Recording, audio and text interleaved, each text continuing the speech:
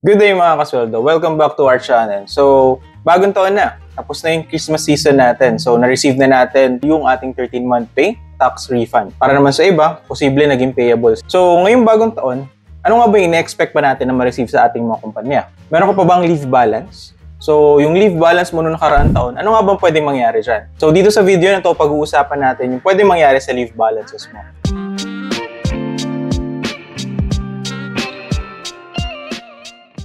Okay, ayan mga kasweldo. So, himayin natin yung tatlong option na pwede natin gawin sa natitirang leave balances ninyo. So, first option. So, yan yung tinatawag na carry over. So, yung carry over natin, depende yan sa company ninyo kung nag-a-allow sila mag-carry over. So, ibig sabihin lang yan, yung mga natira nyong balances noong nakaraang taon, pwede nyo pang magamit yan ngayong taon. Kadalasan, yung mga kumpanya na may carry over, meron silang tinatawag na due date, or hanggang kailan lang pwede gamitin yung leave balances noong nakaraang taon.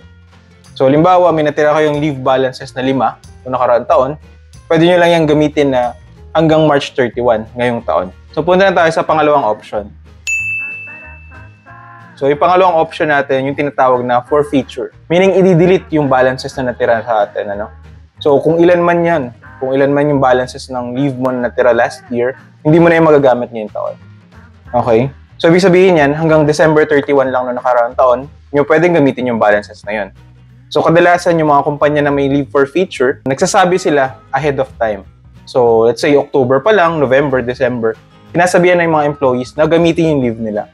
Or fino-force sila na mag-leave para naman magamit yung balances at hindi ma-forfeit kasi sayang naman talaga. So, punta na tayo sa third option.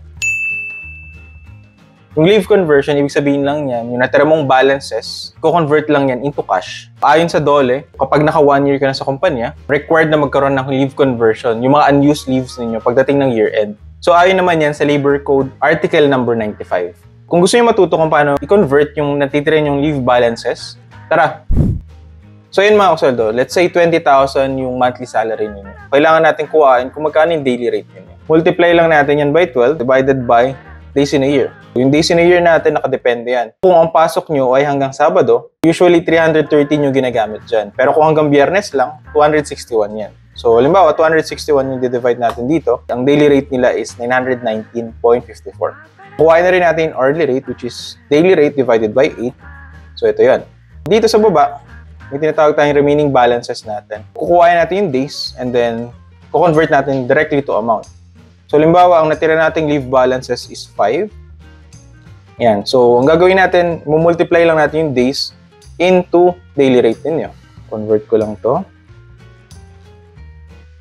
Yan. Kung may natitira kayong leave balance na 5, pag kinonvert yan, equivalent to 4,597.70 yan. Paano naman kung, let's say, meron kayong natirang half day. So, let's say 0.5 lang days natin dito. So, magiging 459.77 lang.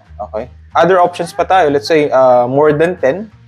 So, let's say, meron kayong 12 leave balances na natira. Equivalent yan ng 11,034 pesos and 48 centavos. Okay yan mga kasweldo. So, may bago na naman tayo natutunan dito sa video na to. Pa-like, share, and then subscribe na rin dito sa channel natin para marami pa kayo natutunan. Ha? Hanggang sa susunod na video, paalam!